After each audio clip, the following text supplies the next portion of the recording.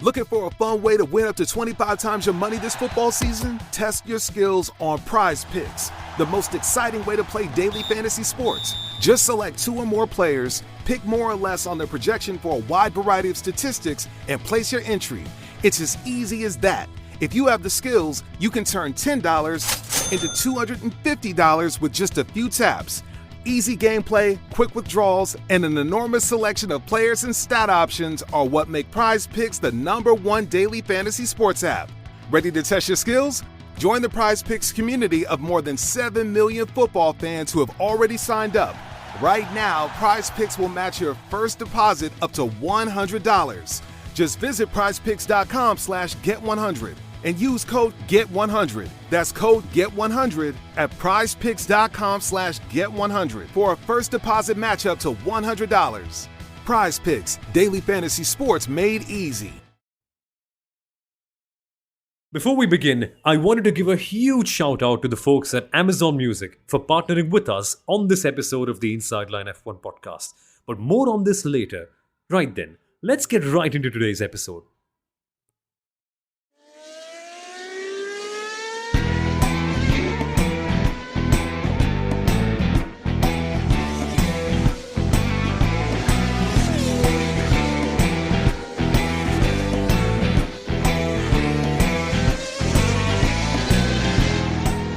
So then, folks, it's that time of the year. The red carpet is not around, but still we are going to be hosting the 2023 Inside Line F1 Awards. And the tagline is going to be very, very clear. What is it, Kunal?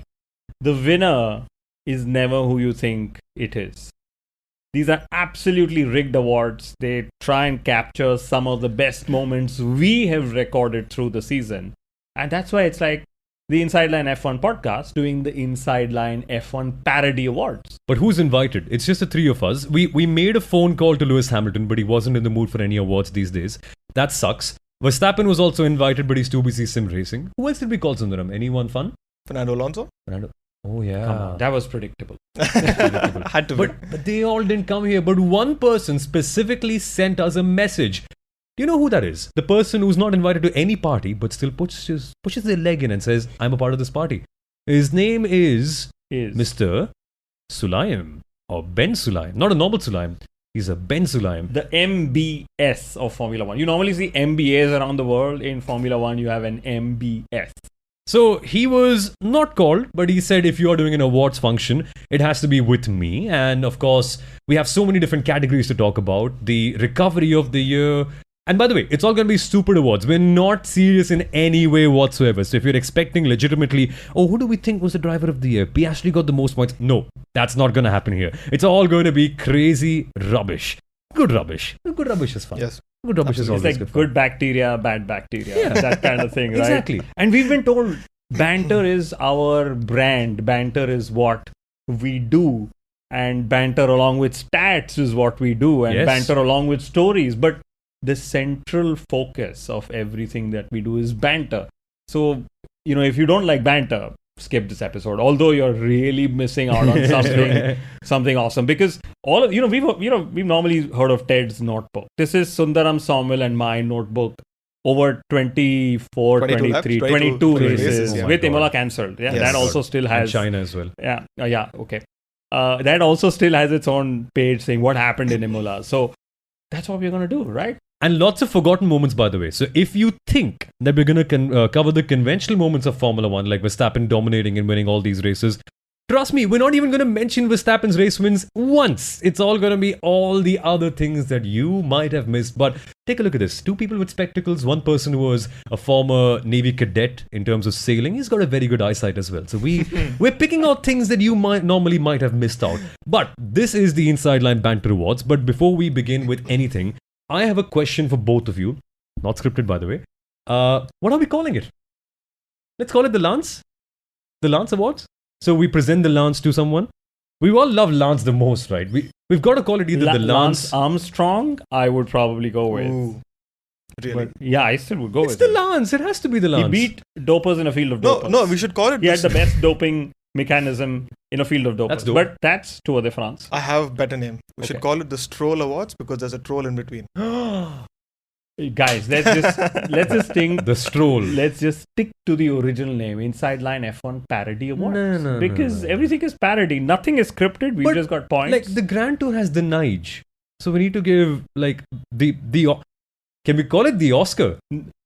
Yes, we can do that. We've got to remember, whatever you call it, it's the FIA, blah, blah, blah, blah, blah. Because the FIA is what owns... No, we have the permission, for sure. We have their permission, the yeah. permission. We didn't ask for it, but we have it any which ways. But let's call it the Stroll, the FIA Stroll Award. And the FIA Stroll Award has to begin with the first category. So, the first FIA Stroll Inside Line Parody Award. The category we have to go for is the FIA Moment of the Year. Now, that's because it's the FIA Formula One World Championship. The FIA have to be everywhere. Why? Because they own the World Championship. And, we realized we'd rather not take any risks with everything that the FIA is involved with within our broadcasting lives or whatever we call it. So we said we have to do FIA first. They were the ones who started the World Championship.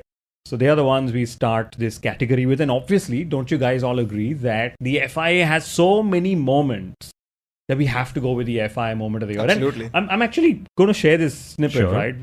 Guys, when we were sitting and discussing what do we do, the Moment of the Year, and then we realized, wait a minute, there's an FIA Moment of the Year, there's a Liberty Media Moment of the Year, there's a Helmut Marko Moment of the Year, there's a Fernando Alonso Moment of the Year.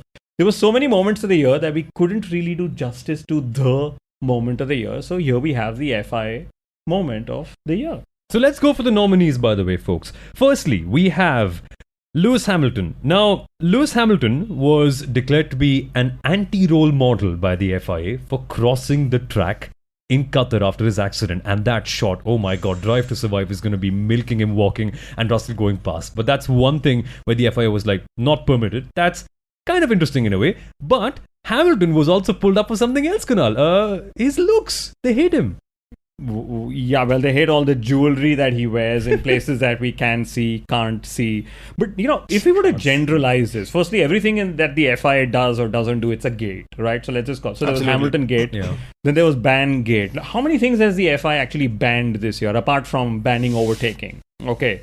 They've banned free speech in this whole Ukraine, Russia, LGBTQ, whatever. They said the drivers need to take permission from us for free speech, which sounds ridiculous. That's still on, right? That's still on. It's still on, It's still on. absolutely. Okay. You need One to second. take permission from us to support a cause you believe in. Okay. That means Mr. if we don't believe in the Ben-Sulayem. cause, then you don't have the free speech to talk about it. Otherwise, Mr. we get Ben-Sulayem, reprimanded. we took permission for this from you.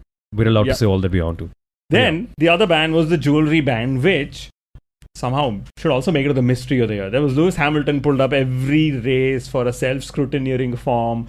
Mercedes, like just copy-paste thing that the teams just recently did with the Wolf Gate, which is another one. But then there was the track walk ban. Hey, it's called a track walk on a Thursday. So why are you on it with a bike? So we ban the bike, right? And then the funniest of them all, the pit wall celebrations ban that we Yeah. had. The funniest for me sounds like the track walk ban, because you're not supposed to be. I think the wording was very interesting. You're not supposed to be on something that has at least two wheels.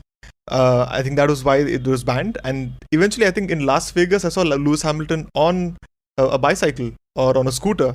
Yes. So Did it have a tree? Is it a tricycle? I don't know. Oh, So I think the whatever. wording was something on those lines, but I don't know if these bans have kind of they've been dumped in the bin and it's not active anymore.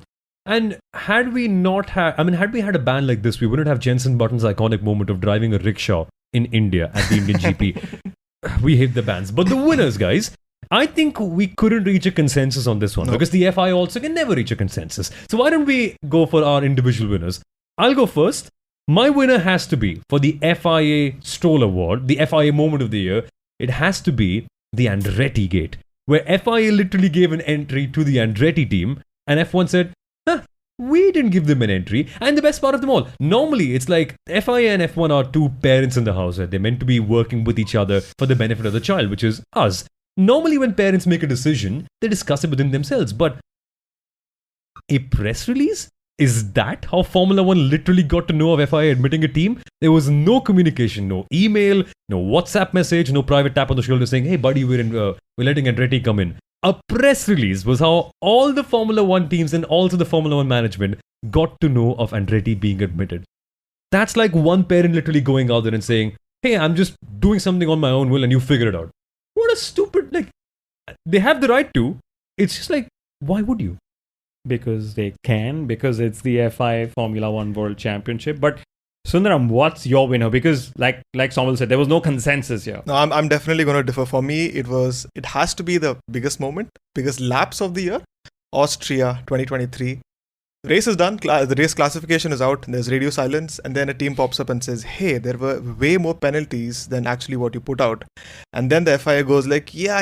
Actually, we forgot about that. So we had 1,200 potential violations. We're working on that. We didn't tell you we were working on that." And then once they got through that, there were close to 150 actual penalties that had to be actual violations, and then subsequent penalties. One of who had the most, Esteban Ocon. So that for me was probably my biggest moment, FI moment of the year. Time penalties world champion of the year, Esteban Ocon. And this is for our next guest, Otmar Safnauer, who actually in 2018 said, Esteban Ocon is a future world champion. So just the category is what we defined. But still, going further on track limits, at Kota, the cameras, when they were still doing manual track limits, missed out on turn 6, which is what Albon and Perez were realizing that we are cutting it and nobody's catching up. So let's keep cutting it. And then finally, the quickest innovation resolution of the year, AI was put in place at Abu Dhabi for track limits. So well done, FIA. But the FIA is still my winner. But this is for abusing gate, right? Because Monaco, Gunther Steiner said something derogatory against the FIA for a Nico Hülkenberg penalty. And this is where I think it's a Netflixization of Formula One, right?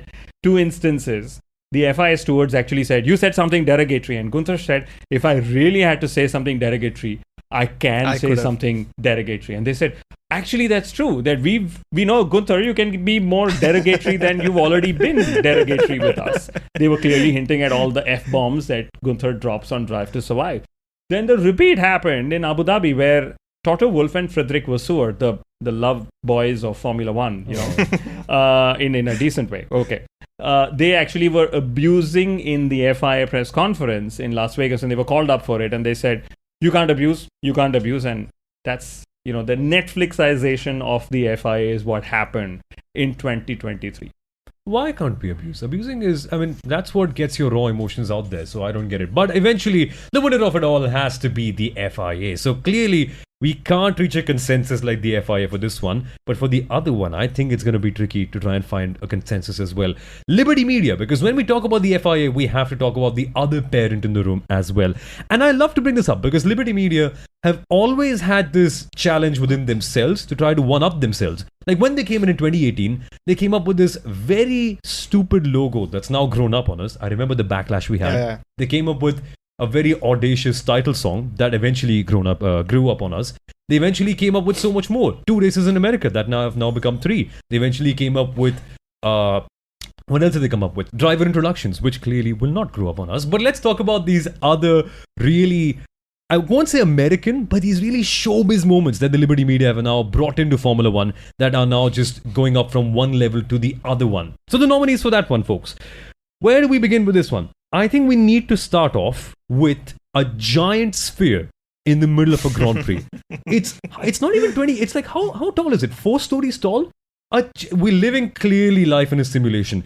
The Las Vegas sphere in the middle of the race, does it not distract the drivers? And it's literally got like a giant yellow flag on top of it, a smiley, Fernando Alonso's face. It's not supposed to have red, yellow, and... But it did have it. It did have it, yeah. That was actually what was running through my mind through the race. They've actually put out these very colors that they've been told not to put up. So I was like, how is this not distracting the drivers then? This is what reminds me of my childhood. For me, red was red. It was not Persian red. Okay. For me, red, it was not scarlet. That loophole. Well, no, it was scarlet red always. That loophole, huh? Yeah, so maybe that was a loophole. You just change the Pantone shade a little bit and voila, you can still have the sphere.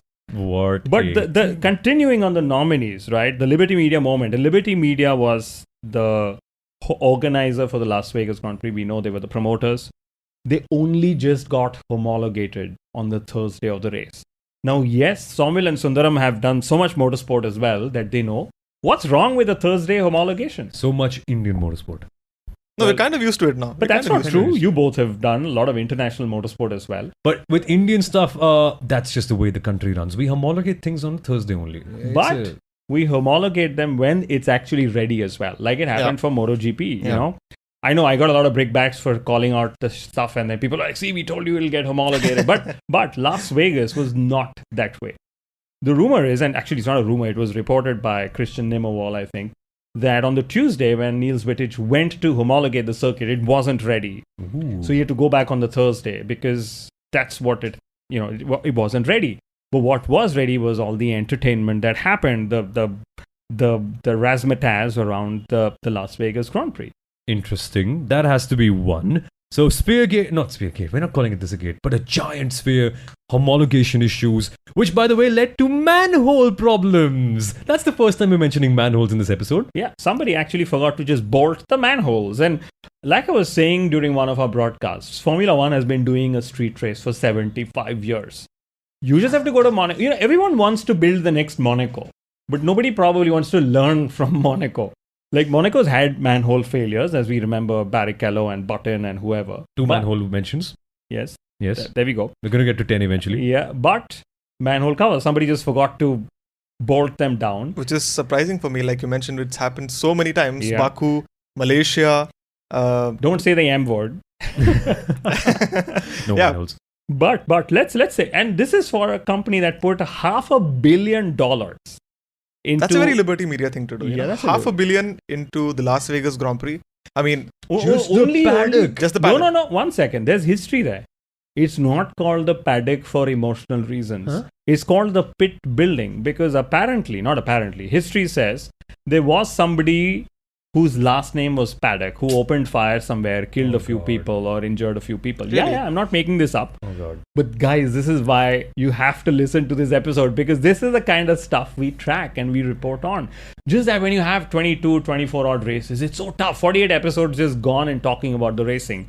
That's why you need to listen to us even more so in the off season. But that I corrected myself. The pit building. It's the world's most expensive wedding altar. $500 million for a wedding altar. Where guess of all the people in the world who could get married, guess who got married? Jacques Villeneuve. Jacques Villeneuve. Of all people. It's Took us by surprise. The next has to be either the Ambanis or the Adanis and their clan because clearly it's the most expensive wedding venue in the world. And why wouldn't you just get But they have brains. Jacques Villeneuve sometimes forgets to use them. Like going up for... I disagree, but okay. No, but like, it's amazing. Jacques Villeneuve and his love for music albums, quitting teams halfway through, beautiful blonde hairstyles, and then getting married in a Formula One paddock. It would have been a cheap wedding, I would assume.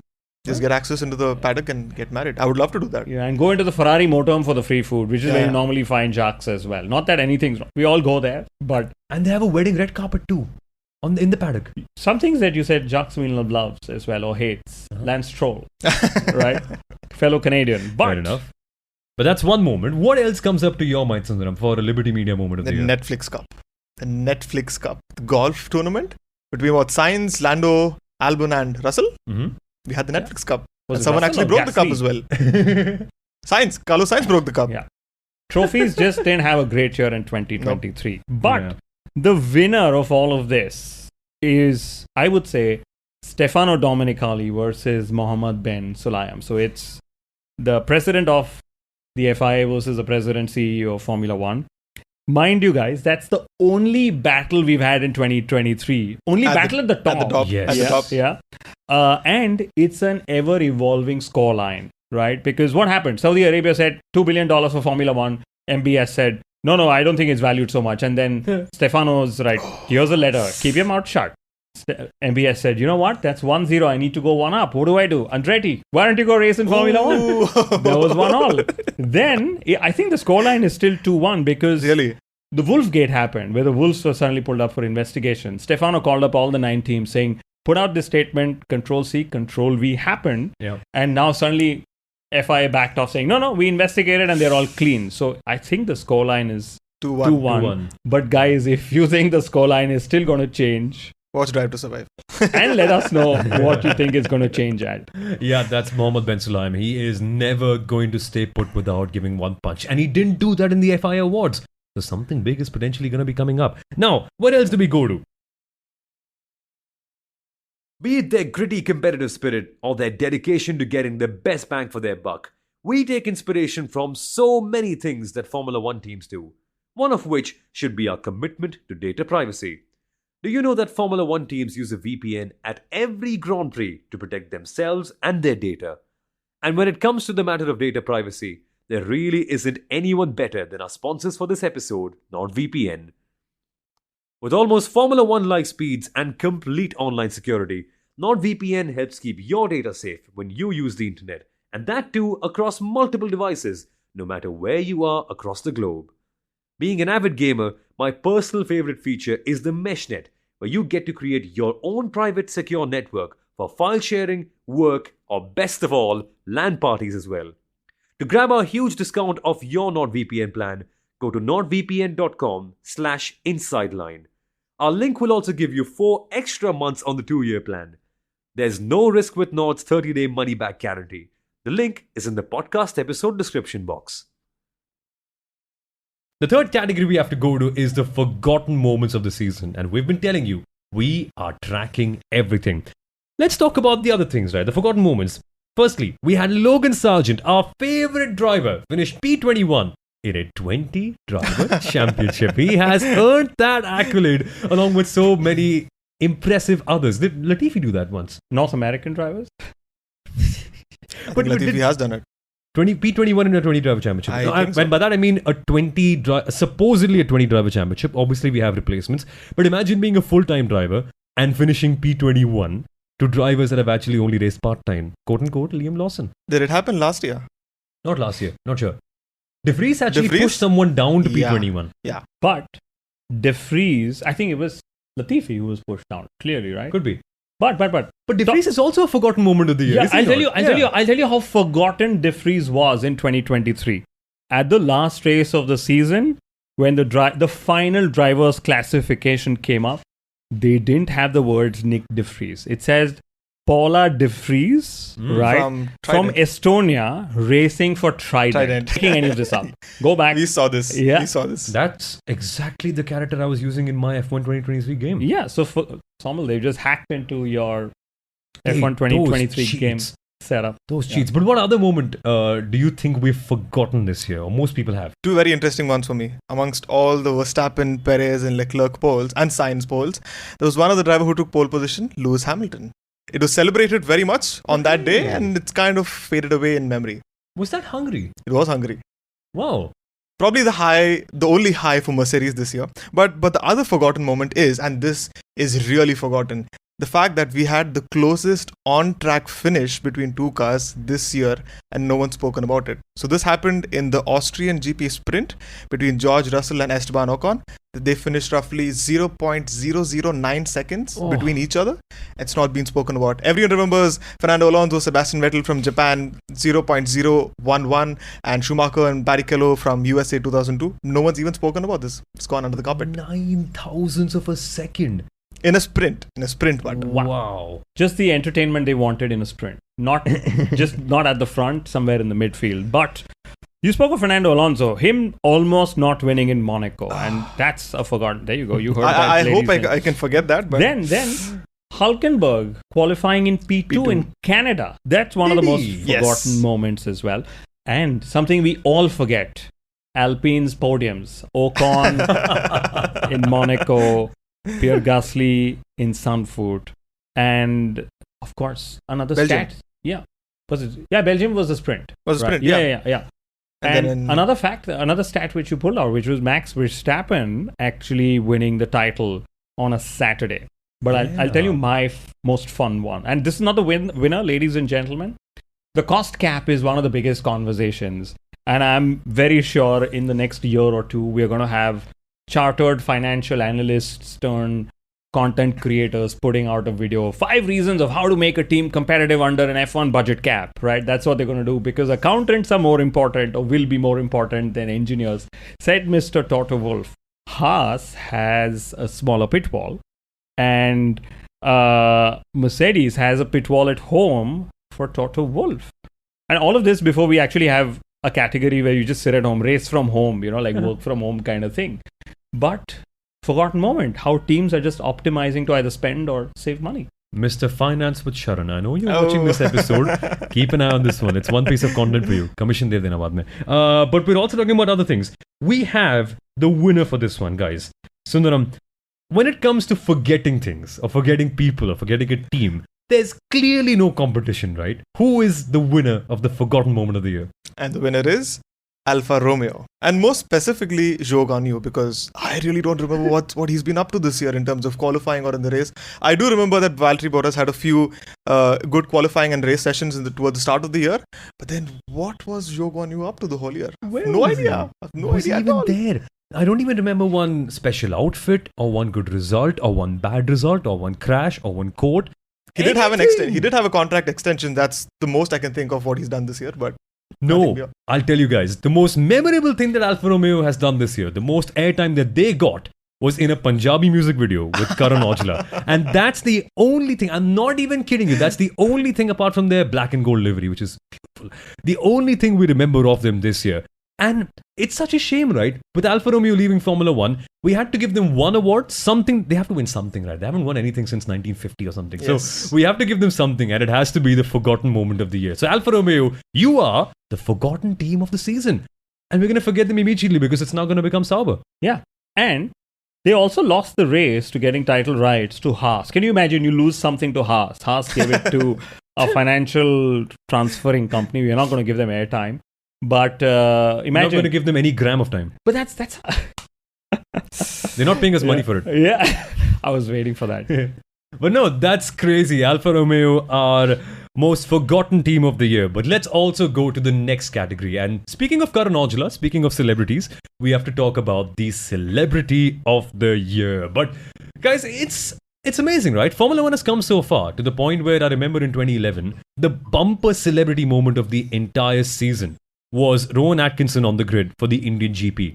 Formula 1 this year has come a long way, where we have the likes of Tom Cruise, Ludacris, Vin Diesel, family, Lindsey Vonn, Priyanka Chopra, Patrick Mahomes, Patrice Evra, Paul Pogba, and so many millions others, to the point where someone like Shreyas Iyer, who's one of the most followed cricketers in all of India, becomes a small name. I think they've gone a long way. And even Elon Musk and Jeff Bezos, the two richest people on planet Earth. And Tim Cook. I know, that was last year. That was last year. Okay, that was last year. Tim Cook waving the checkered flag was last year. Yeah, that joke is cooked. Canada, that joke is cooked now. We have to move away from it. Okay.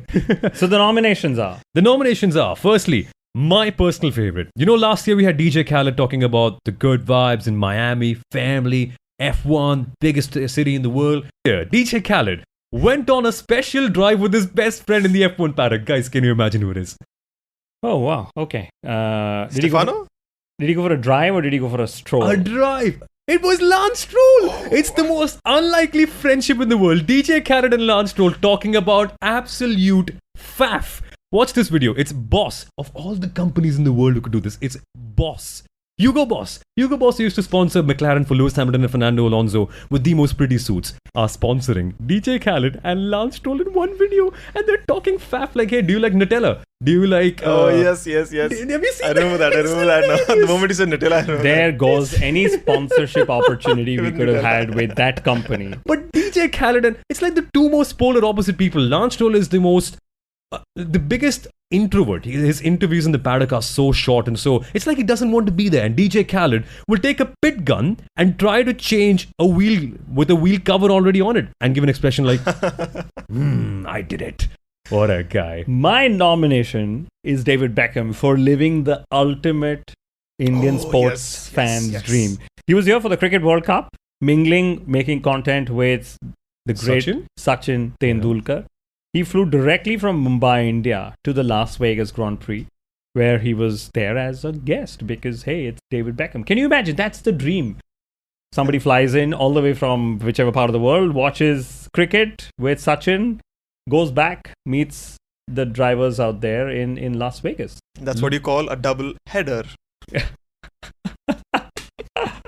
No, but one second, we have to appreciate that. Nice one. What takes the cake for me is Kareena Kapoor. I think was at Belgium. Monaco. We need to explain who she is, though. So Kareena Kapoor is a Bollywood actress, a leading Bollywood actress, and who attended the Monaco the Grand worst Prix. description I've ever heard of Kareena Kapoor, honestly. Probably 10 years ago. Probably 10 years ago. Okay. But yeah, she attended the Monaco Grand Prix and called, I think, the qualifying session a semi-final. I have no idea what she was referring to. Was it Q2? Was it qualifying in general? But it was is the semi-final. I love how Sundaram is actually trying to take Kareena's space here, saying, did you have a crush on her while growing up? Like, no, maybe she was just looking at Q2 or maybe no. something. Like, no, let's just give her the benefit of doubt. Let's not be gatekeepers to Formula One. Guys, we are absolute. Every Formula One fan is a gatekeeper.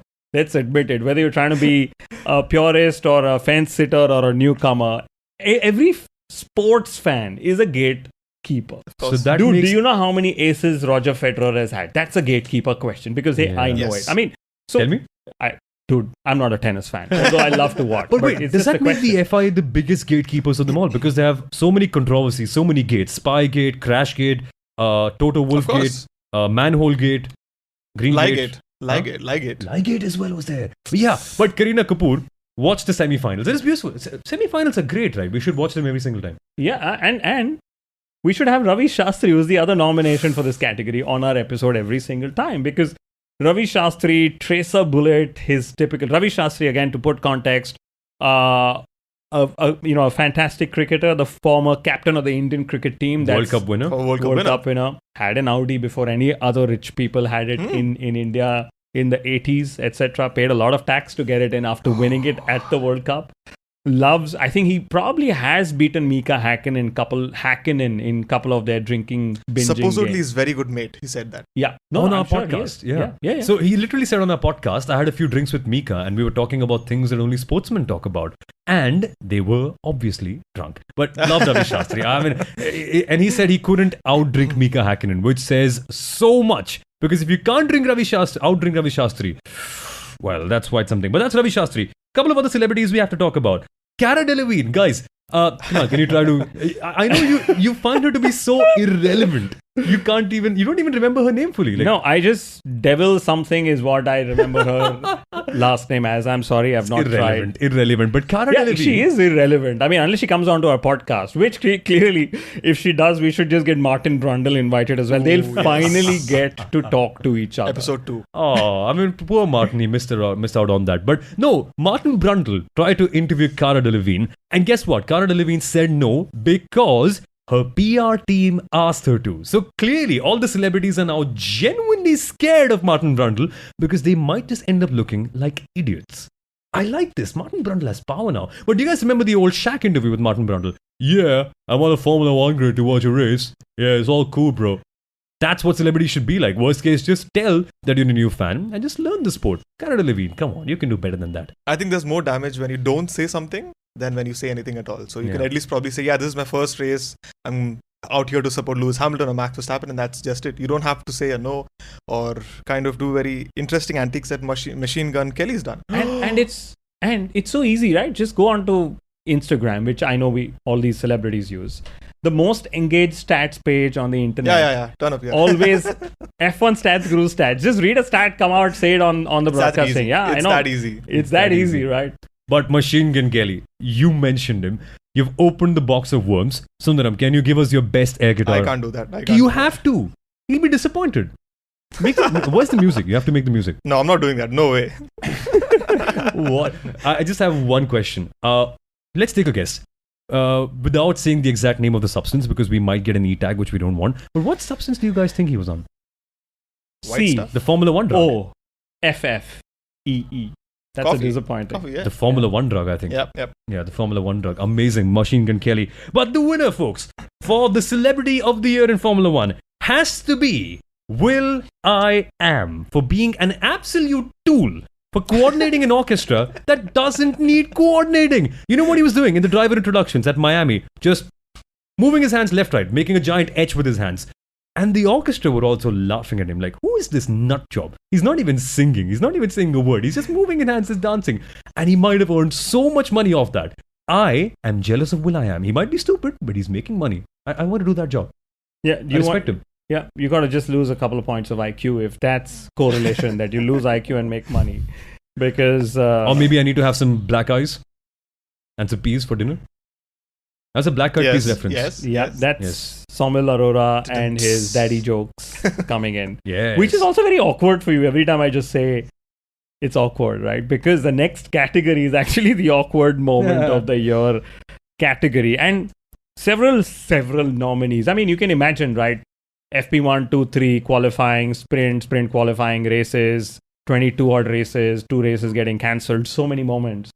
And one of the things that I have in my notes, Kevin Magnussen flew economy from Mexico because Haas forgot to book him on a flight. Apparently, he couldn't check in, whatever. So he claims They forgot? Yeah. So he wasn't on a commercial flight. Private planes, he claims, was very expensive, which is also wise because the FIA has tripled or quadrupled the amount of money drivers need to pay, right? For super license fees. No, penalty fees, right? And so he flew economy to Brazil, and one leg he said was he was sitting in the middle seat. So he was having our cattle class experience.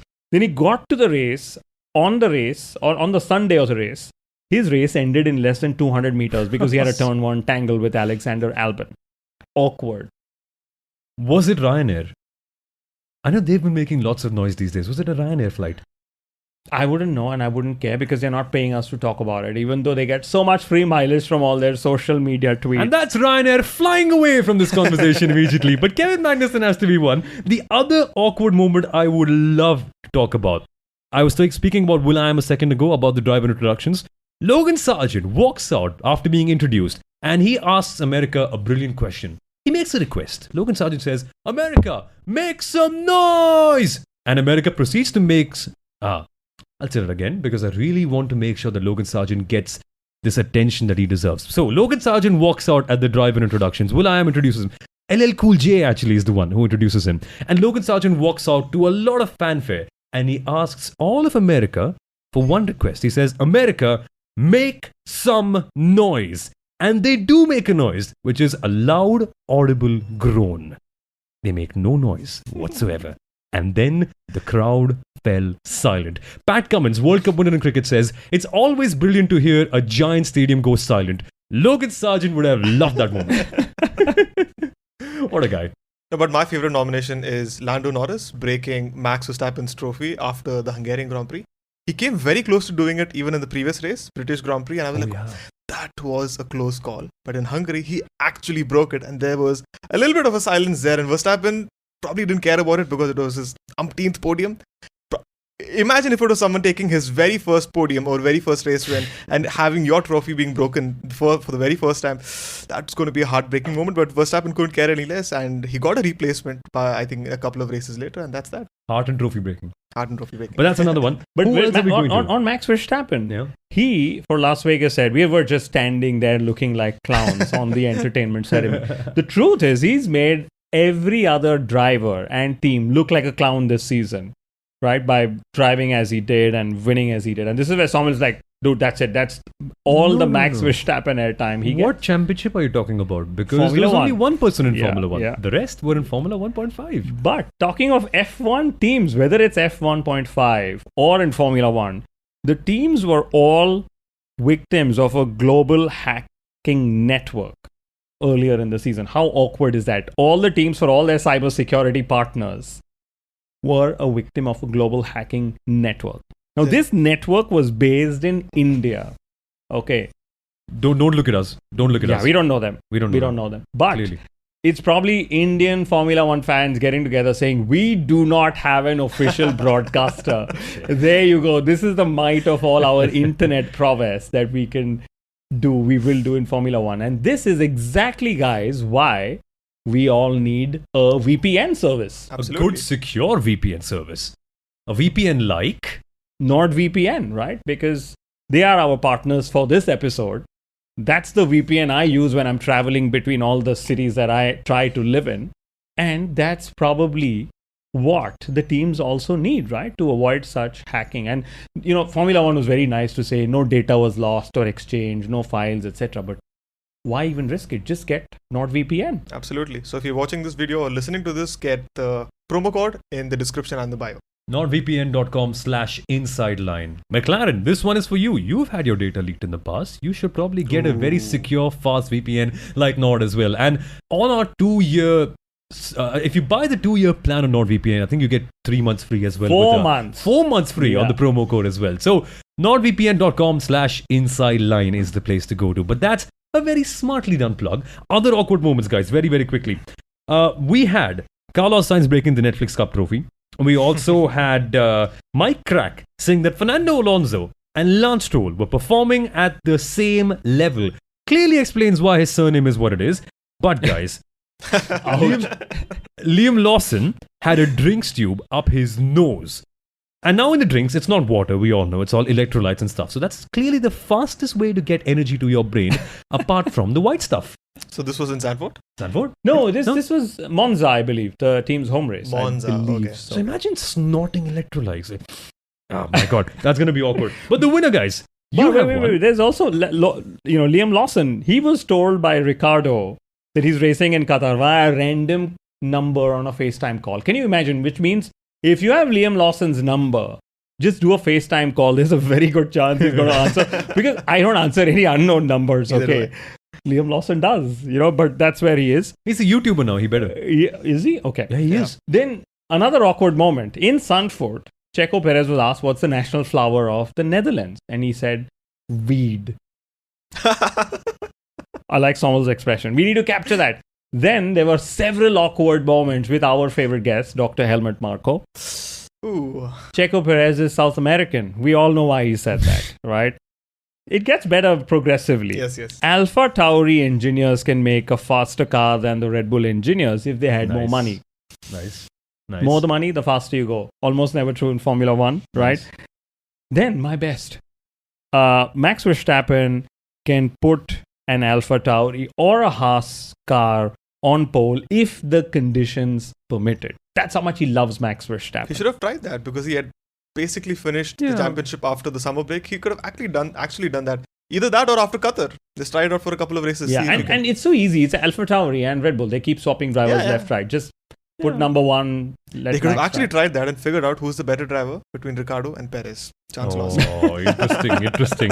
But no. Marco's is not done. Marco, we have more of the best Helmut Marko. This is the winner of the Helmut Marko Awkward Category Award. Yuki Tsunoda said Nick De Vries's car feedback is brilliant. It reminds me of Niki Lauda from Rush. So Tsunoda's reference was Niki Lauda, but from the movie Rush, which of course was scripted and whatever, right? Helmut Marko said, well, it was Yuki just impressed by De Vries's level of English. That is so much ouch. Let's go to the winner, Samuel. Yep, I have two.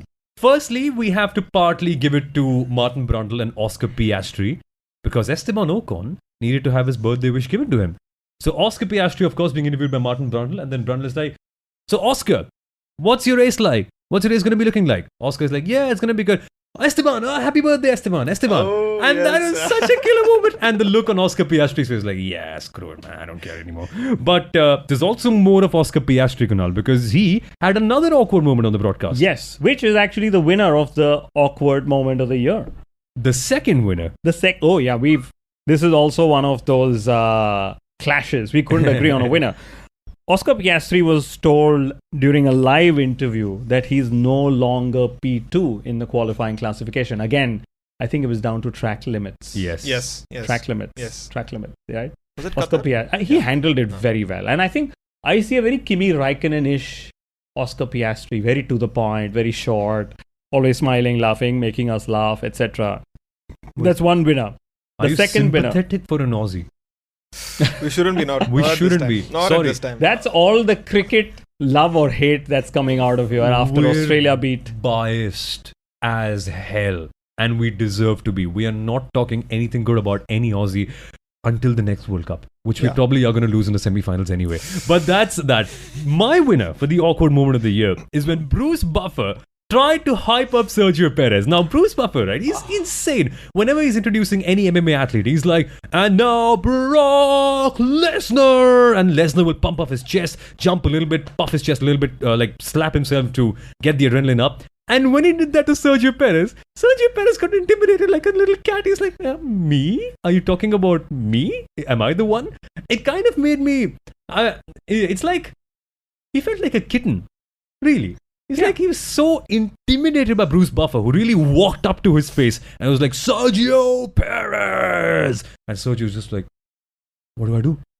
I actually watched that, I think, 5 to 10 times, and each time it was even more painful than the previous time. And this Very is Checo awkward. Perez, who's, Mexican. And Mexican, like Indians and several other countrymen, are known for their little loud personalities. Not that there's anything right or wrong. If it was somebody from the Nordics, where everyone is so silent and so, docile, if that's the word, I could have understood that, Checo's a little awkward. Imagine Kimi Raikkonen, he'll just be awkward and give a look. But Checo Perez was surprised that somebody else had more energy than, say, an average Mexican, maybe. But fair play to Bruce Buffer. But I'm just having one question. What was Sergio meant to do? He was in his racing jacket 40 minutes away from the match, not 2 seconds away like the MMA athletes are. So is he going to jump up and be like, yeah, let's go, or something like that? I don't know. It just makes it feel like all the drivers are clowns on a show. Like Max Verstappen said that. But that's our awkward moment of the year. Mystery of the year, guys. Let's very quickly go to our nominees. We have a big mystery. What were the FIA investigating with the Wolfgate? Their statement literally was so generic. It went like, the FIA are investigating someone and someone else for something that happened at some point. The rest, fill in the blanks and figure it out. What is that?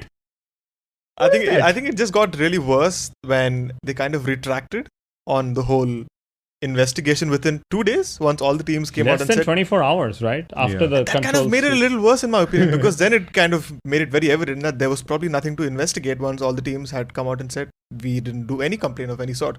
Probably they should have lengthened it a little bit more just to show, for the sake of it, that they were investigating something and nothing's come out of it. Everyone's clean, and that would have probably shown them in better light, perhaps. That's a Ben Sulayem failed missile. He tried to get one up on Dominicali. Dominicali got the better, counter-attacking. But Kunal, your mystery of the year, what comes up to your mind? Lance Stroll, his trainer, after the punch, what happened there? Why was he saying what he said after that? That was in Qatar, I remember, right? Then also Lance Stroll, I think, was it the same race where his mechanic was over the halo doing something, legs up in the air in a very awkward pose? The mystery is, what exactly was he trying to fix there? And I definitely didn't see that. Lance Stroll's QR code helmet. How many? The marketer in me wants to know how many scans. You need to explain actually that. So in Canada, Lance Stroll had multiple QR codes which had all the location points of his favorite places in Montreal. My question is, my dear friend Lance, who on earth is going to be scanning it in the middle of a live broadcast? Who?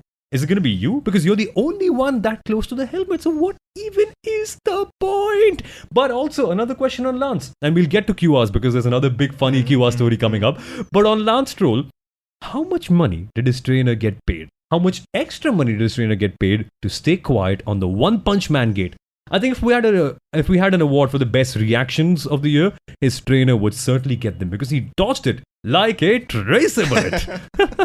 But QR codes, we had What was the other one? a Mercedes and their QR code. Remember? That is for the next one.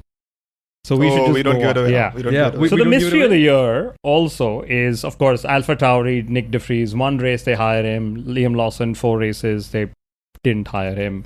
And then Alpine's multiple heads, a story which Somil is tracking actively. The way I'm tracking Ben Sulayem versus Stefano Domenicali as well.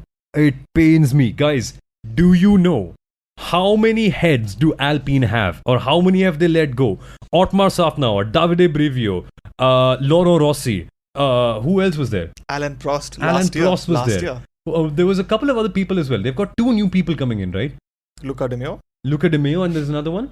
Does it matter? It's all so many. It's so French. It is so French. I love it. And to solve their problem of so many heads, Alpine have only gone out there and have gotten more heads because they now have more celebrity owners. Rory McIlroy, Michael B. Jordan, Juan Mata, Ryan Reynolds, Patrick Mahomes, if I'm not mistaken, a couple of other major sportsmen. And so, guys, I have one mystery for you. How many heads does Alpine have? But they actually dropped a head 2 days ago. Davide Brio was left. And when I put it out on Twitter, everybody said, hadn't he already gone? Yeah. So wait, the question that we have in mind for all of you, and that's going to be the big mystery. How many heads does it take at Alpine to make one decision? To answer that question, we're going to have Otmar Safnauer on the podcast very, very shortly. And we're going to ask him that question. Just what is the management structure at Alpine actually like? Because we genuinely want to know. But the winner of the mystery of the year Sticker Wars. Who actually won the sticker war between Red Bull and Ferrari? So, for those who don't know, Red Bull and Ferrari have been engaging in this little game of stickering each other's motorhomes or drivers with a little piece of sticker. Very, what do you say? Conspicuously? Yeah. Inconspicuously. Okay, however you say that. But suspiciously. So, eventually, we don't know who actually won it because I think Sergio Perez put a little piece of sticker behind Carlos Sainz in Abu Dhabi. But did he get back at him? We don't know. How do you win a sticker war? The more you put, the more you get, the more points you get. Or is it like the last one to put it wins? The last one to put it. So that can never end. That can only end at the FIA gala. We don't know what happened there. Interesting. FIA investigation coming up on that. But that's our mystery of the year. But next up, guys, I love this category. Have you guys seen Glass Onion? Of course you have. Daniel Craig in that movie. And I don't know the name of the other character, but Daniel Craig says, that is so dumb. And the lady goes, it's so dumb. It's actually brilliant. And Daniel Craig proceeds to say, no, it's just dumb. And that's the category we're going to go for. It's so dumb that it's actually brilliant. But one of us can actually counter that and say, no, it's just dumb. The nominations. Who are we going for, Kunal? Well, I already spoke of one, which was Haas not wooing Alfa Romeo not wooing Haas. Maybe they just realized it's a loss and loss given how low everybody is in the classification. So that could be one. I also loved the George Russell radio sweat that happened. There was another radio, Esteban Ocon, post Qatar, where the drivers were exhausted and he said, you need to kill me before I actually withdraw from a race. Talking of Ocon going to Alpine, they said they want to be the French Ferrari. They could be anyone on the planet Earth. They choose to be the French Ferrari, which I think they already are they not? The same amount of operational mistakes, the same amount of hiccups. Reliability issues. What else? You could choose to be anyone. You choose to be a French Ferrari. Anyone. At least they were not a French Williams, which is kind of still better. But anyway.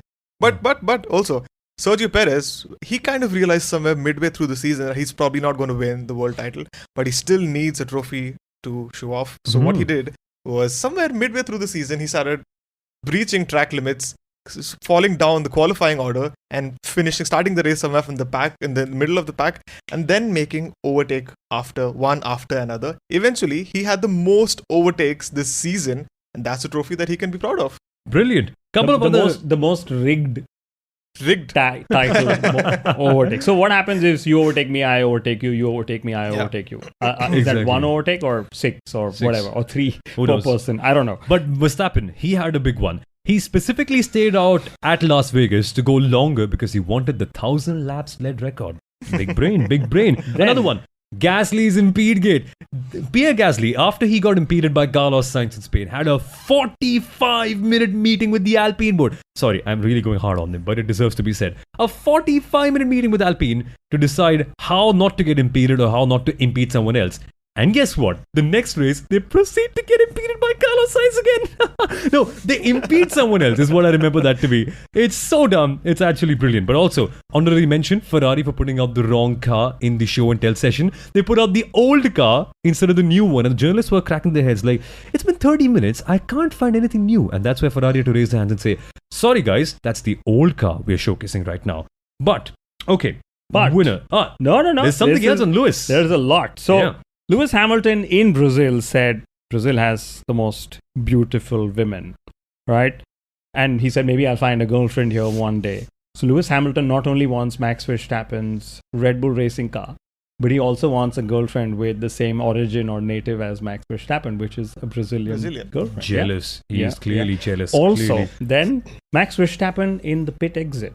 Something always happened there. It looked like, he's breaching the limits and then he's breaching some rules. And then I used to always question, do I know the rules enough? Do I know them enough to know whether it is black or white? And it was only after the FIA needed to clarify things.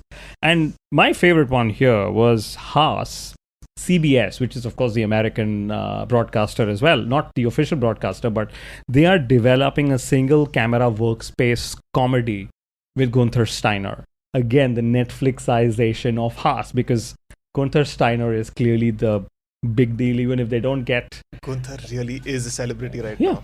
I mean, they might be the team at the bottom of the table, but the team principal himself, is a massive celebrity. So the winners, guys. Winners. Who's going first? Because I think we also have a split winner out here. I'm going to go first. Esteban Ocon and his time penalties earlier in the season. He was out of a grid box by a few millimeters. That's what he got penalties for. Imagine, this is how coordinated Formula One is. The FIA and Formula One agree we'll make the cars wider. But hey, the pit boxes are still narrower. So drivers can't really see where they were. So there were lots of start grid infringements that happened. Then one of the clarifications, again, down to the rule clarifications. While serving one of the time penalties, Alpine was actually touching his car, but they weren't working on it. That was Aston Martin, no? No, it was actually Alpine. But Aston Martin protested. Correct. Yeah. And then they all went back into history to say that you can touch the car, but not work on it. But then FIA issued a clarification saying you just can't touch the car. Can you imagine? For a sport that's been around 75 odd years or whatever, we are still clarifying rules after rules after rules. That's how complex it is. And that's why it's known as the FIA Formula One World Championship, because we need somebody to say, guys, we own the sport, hence we own all the complexity, and we will just make it more complex for you, not simple. Isn't Ben Sulayem like the French Jean-Marie Balestre? Just putting that thought out there. Think about it. But your winner. But the joint winner, and again, talking about rules, is a team that used the rules brilliantly. So Sergio Perez, rejoining the Japanese Grand Prix 20 laps down after he had actually retired from the race. He was already out of the race. So-called retired. It's never done until the race is actually over. But basically what happened is Sergio Perez had a torrid Japanese Grand Prix at a time when he was supposed to be at his very best. I think he had a little bit of momentum as well, but he had a torrid Grand Prix. He came together with Kevin Magnussen, had a 5-second penalty, but that dropped him down to the back to the bottom of the grid. He came into the pits. They said, that's the end of the race for you. But he actually had a 5-second penalty that he had not served. And the FIA regulations say that if you don't serve a penalty, we may impose a grid penalty for you in the next race. So what they did is they prepped the car. 20 laps later, Sergio Perez comes back into the pits, serves the penalty, goes out, and then comes and retires finally. All of this for a battle for P2. Hey, P1 and F1.5. Okay. In a battle. Spokesperson F1.5. Yeah. Saumil CEO of F1.5. Ladies and gentlemen, Saumil Arora. But all of this in a battle for P2. Yes. In a car that single-handedly won P1 in drivers and constructors. Yes. Isn't it cool? Yeah, there is that. But let's go to the recovery of the year. And there have been so many beautiful ones. Guys, a very honest note. It's so incredible to see Daniel Ricciardo doing what he's doing now after all the confidence that was sopped up from him last year. So his P4 in Mexico has to be one of them. The Hungarian GP trophy made a good recovery after getting broken. We saw Alex Albon getting one level higher in 2023. That's a brilliant recovery story. And also, Max Verstappen in Miami going from P9 to P1. But one of my top recoveries of the year was Formula E for recovering Nick de Vries. Ooh. Wow. Beautiful. Nick de Vries it is, right? I don't mean it that much, Nick, in case you're listening, but it's just light-hearted banter now that we're on it anyway. And this is where we get more serious about sporting. McLaren's recovery in the season, Aston Martin's recovery. And for Tauri's recovery, actually, the last 5 races of the season. And then Lance Stroll, he's always recovering from something. He's recovering from bad results and bad sessions. And sometimes a broken wrist. So he recovered from his early year form. He recovered to his original terrible form. That's also a recovery of the year, in a way. But no, legitimately, Lance Stroll recovering from broken wrist. That really was a very good sporting moment that got him to become the hero of your hero. Exactly. Yeah. Fernando Alonso. He finished actually P6 in the very first race of the season. And then he had no preseason testing. No, after preseason testing. He didn't do preseason testing. He didn't do preseason testing, but in the very first race that he was back, Bahrain, he finished P6. Fernando finished P3, which is not bad. I never remember these things. But and Ricardo's recovery from broken wrist as well, because he was also another one who came back in. So fair play. And Charles Leclerc actually recovering a stolen watch. Can you imagine? That can also happen in this world. Didn't happen with Lando Norris, but happened with Charles Lando Norris has just been robbed 2 holidays back to back. Wow. And Charles Leclerc in the summer break couldn't get a taxi, so a fan gave him a lift. Only Charles Leclerc thinks. But the winner... Hollywood-like story. But the winner... Wait a minute. You said Hollywood. Charles Leclerc actually has an agency that's representing his Hollywood and commercial interests. What? Yeah, so there is Jean Todd's son, Nicolas Todd, who represents his sporting interests. But there is an American agency representing his Hollywood interests. Now you know why you should keep following us. But the winner of the recovery of the year for 2023 is the FIA for dropping their Wolfgate investigation after 2 days, after realizing just how baseless it was. Literally, the statement said, we're investigating someone and someone else for something which happened at some point. Fill in the blanks, figure it out. And they realized how dumb it was because all the 10 teams came back in and issued a statement. And they were like, gotta recover from that, buddy. Can't go further than that. And that makes them the recovery of the year. But let's quickly steam past the other categories as well. The team of the year. Guys, I have to bring up Apex GP. What a team.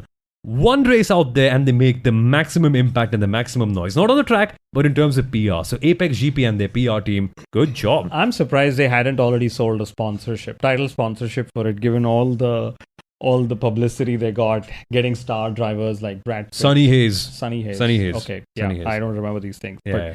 And Sommel's other favorite team is the Las Vegas Grand Prix Manhole. My favorite as well. Team. Manhole counters at 6, by the way. Wow. Stroll's PR team as well for all the covering up, I would say, with Lance Stroll. Broken wrist, he's recovering. Great in performance to Fernando Alonso, and then his trainer as well, right? One second. Did he punch his trainer with the broken wrist? No. Which hand was it?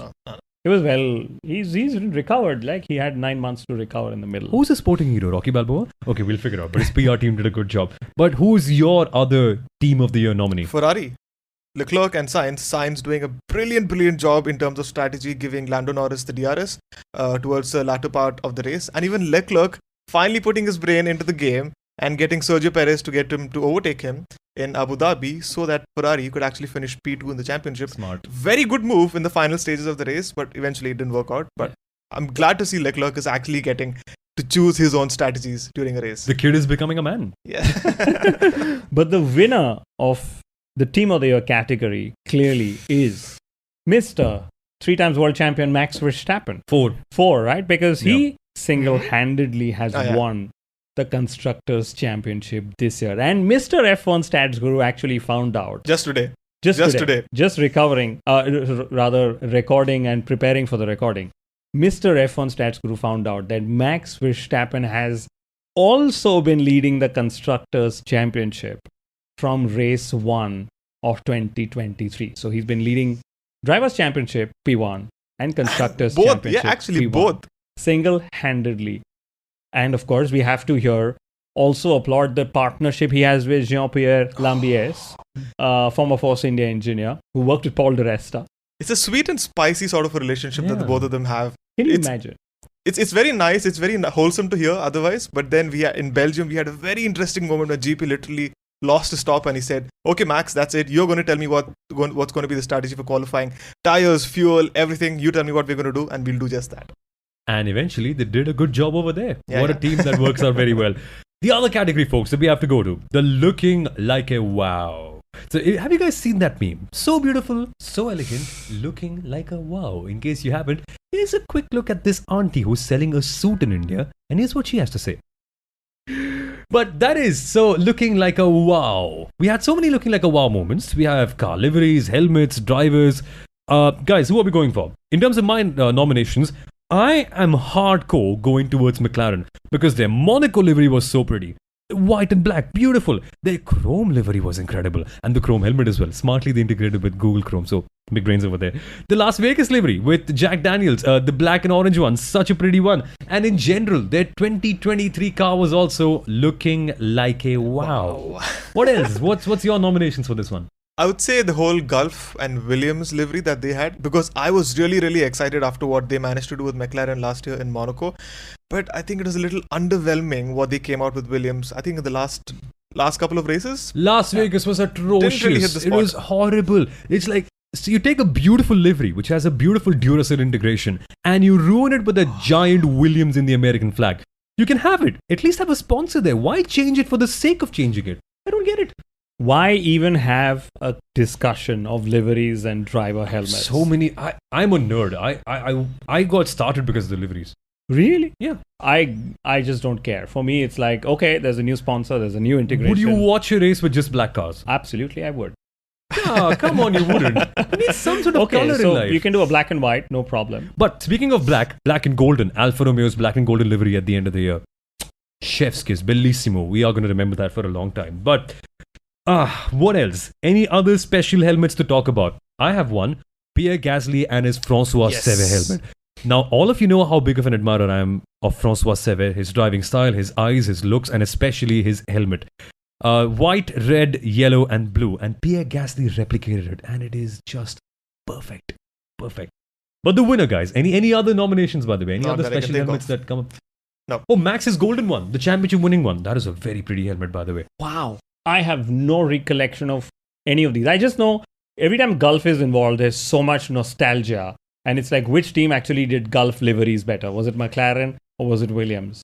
I'm with McLaren on this from last year. Guys, do you guys not love the Ferrari Monza livery? The one with the red, the scarlet red and the yellow. Oh my God, that is perfect.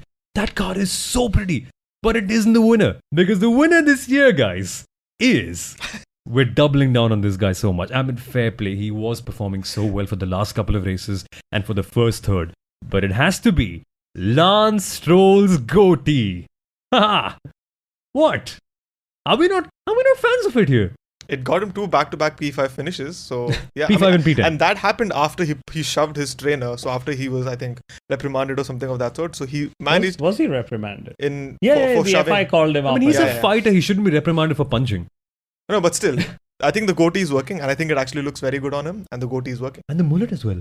Mm-hmm. Yeah. Are you not a fan, Kunal? Of Valtteri Bottas or Valtteri Bottas's mullet? Lance Stroll, actually. Wow. No. Mullet, I just think of Bottas. I don't think of... Lance had a mullet. But hey, with that, Lance Stroll has won something this year. So hey, applause. And not a podium, but just this. And we've not been paid for this. I need to put that disclaimer right out there. But guys, that is the looking like a wow moment. Couple of other categories before we end this episode, and we have to go to the radio moment of the year. This is just like playing F1s halfway through radio cartoon videos that they get. They're good. They're so good. But Nick Murray Willis, you legend. I have no clue. He's the animator. He's done so many for football and cricket as well. He's actually so damn good at it. He's so creative. But on the radio moment of the year, Kunal. On the radio moment, I still go with Russell's sweat moment. It was funny and embarrassing at the same time. And you know, Russell being typically Brit was able to make fun of it in the following races as well. And can you imagine his plight? There were so many races whether it was going to rain or not going to rain, Azerbaijan to wherever and so on. So that's my radio moment, I would say. Fernando Alonso also has to be there. He was actually watching what Lance Stroll was up to at the back of the grid while I think running in P2 or P3 in Miami, if I'm not wrong, watching it on a giant screen and then complimenting what Lance Stroll managed to do into turn 1. And Fernando Alonso giving his brake bias settings to Lance Stroll in Baku to see if it helps him in his race. Absolute Fernando, typical Fernando, I would say. Hey, you've got one more Fernando moment, have you not? You're saying Lance was his hero. Yes. When was that? Bahrain. In Bahrain, yes. He's saying my Lance hero was too. his hero. Wow. He's my hero too. If I get paid for it enough, which clearly Fernando was. But another couple of moments. Carlos Sainz, a proper Giga Chad moment where Ferrari told him about the shrinking gap between himself and all the other cars behind. Carlos Sainz walked up and said, "It's on purpose, buddy." What a guy. That guy is a champ. But also in Monza, when he finally got pole, the elation in his voice. Did we get it? Tell me we got it. Tell me we got it. And then Ricciardo eventually told him, "Now, heads down for tomorrow." And Carlos Sainz was like, "Come on, Ricciardo, let me enjoy this moment for a little bit." And certainly that he did. We love Carlos Sainz. We are officially, unofficially at least, the Carlos Sainz Appreciation Podcast, also known as the Inside Line F1 Podcast as well. But the winner, guys. The winner also has to be Carlos Sainz, because in the Australian Grand Prix he had a very painful radio message that came after he collided with Fernando Alonso, and there was a red flag stoppage and he was given a 5-second penalty, and Carlos was straight away given that penalty and he couldn't take it, and he was literally in tears over the radio telling guys, "Please, this is unfair, please hear me out, tell them to speak to me after the race, let them not give the penalty as is, it is too harsh."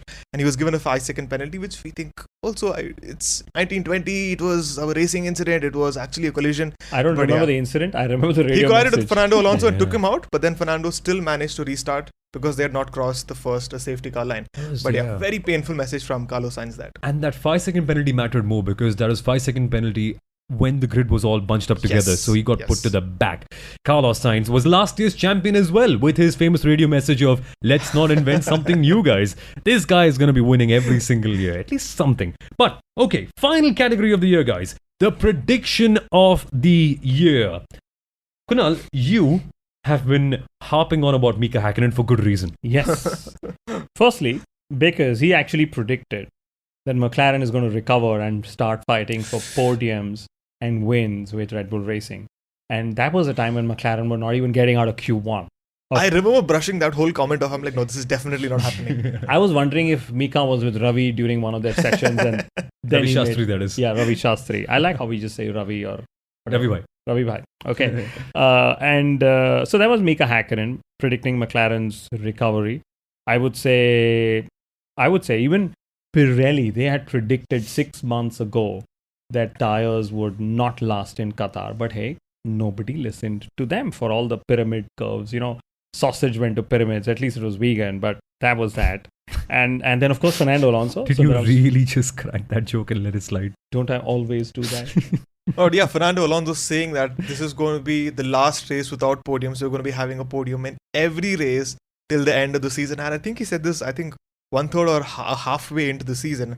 And they managed to just, unfortunately, of course, get just 2 more podiums in Zandvoort and then in Brazil. But that was it. The prediction didn't work out. Welcome to the Mattia Binotto Club of bad predictions. I'm still going to do it again. Yes, in 2022, midway through, he was like, I don't see why. We need 10 podiums or 10 wins, and I don't see why. 10 wins the next 10 races, why it's not possible. They've not won a race. No, they did. But they did not win a race for the rest of the season. And they only won a race a season and a half after that comment was made. Mattia Binotto, legend. Yeah, Fernando Alonso for company now, so it's a good club. But Frederick Vasseur had an interesting prediction, did he not, Kunal? Yes. Frederick Vasseur predicted that after the summer break, he said Ferrari will get 2 tenths quicker in September. I think they did. They'll get 2 tenths quicker in October. I think they did. The best of all is he said we'll get 8 tenths quicker in 2024. I love how all these numbers throw up, and let's see how 2024, what throws up for them. And interestingly, one more prediction we have to bring up. A prediction that was revealed on our podcast by none other than Dr. Helmut Marko, who said that he and Christian Horner actually disagreed on Nick de Vries. Now, it's unfortunate how Nick de Vries' career has gone in terms of Formula 1, but good to see him recovering back in Formula E. But while Helmut Marko thought Nick de Vries was ready, Christian Horner thought that he wasn't. And that prediction came out to be ominously true for Nick de Vries. But that's not the winner. The winner of the prediction of the year has to be me. Come on, applause. What for? Applause. No? Okay. Because at the start of the year, I said that Sergio Perez will be a champion. I didn't tell you which champion he'll be. He is a champion, guys. The Formula 1.5 champion of 2023. Hey! I'm sure our Mexican listeners are very pleased, but I'm not sure if this is a climax or an anti-climax of over 70 minutes of a Parody Awards episode. But we'll still give it to you because you did get it right. It's like Sommel predicts Carlos Sainz is going to win every race, and then he actually won one race out of the 22. So that one day I won. Not bad odds. Not bad odds, definitely. Not bad odds. 22. But no, guys, Sergio Perez is a champion at last. Where's the tequila? We didn't get a bottle. But he's such a sweet guy. He actually sends a tequila bottle to all his team members, which he did last year as well. And he's very hopeful for next year. He's like, I was 3rd in 22, 2nd in 23. Yes. I just have to go 1 up in 24. Obviously, he's up against one of the best, most ferocious drivers in Formula 1. But we can really hope that there's a battle. I think in 22, the battle lasted 8 races. 23, the battle lasted 3 or 4 races. Yeah. Will there even be a battle in 24? What's your prediction? Okay, that's going to be the note we end on. The prediction of the year for us for 2024. My prediction is Carlos Sainz finishes first in F1.5 and I think second in the World Drivers' Championship. That's my prediction. Fernando Alonso finishes 3rd in the championship. Lewis Hamilton does not win a race. Max Verstappen wins everything that there is to win. And Red Bull doesn't even have a cost cap penalty for next year. Scary. But he's going to win everything that's there to win.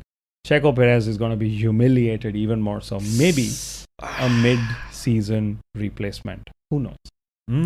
I definitely think that's happening. I think So we don't have a rookie for 2024, but I think sometime midway through the season, we will see a rookie coming in. But why don't we actually find out together? Because we are looking to host a pre-season event in Mumbai on the 7th of January at Car Social.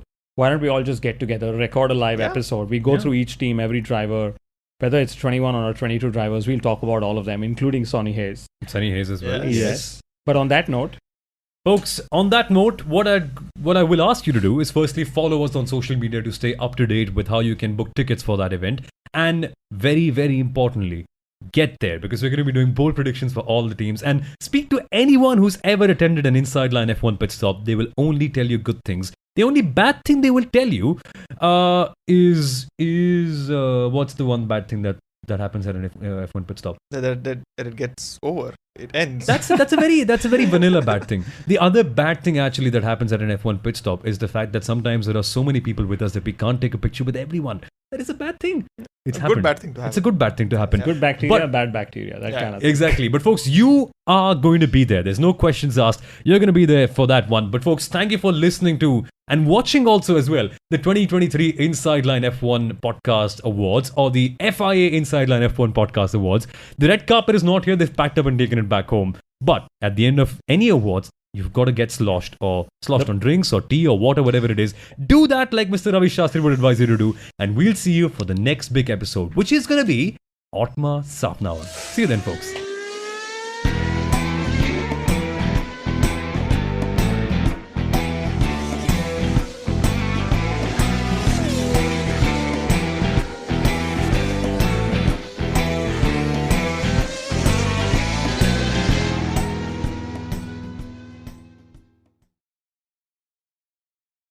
Thank you so much for tuning in to this episode of the Inside Line F1 podcast.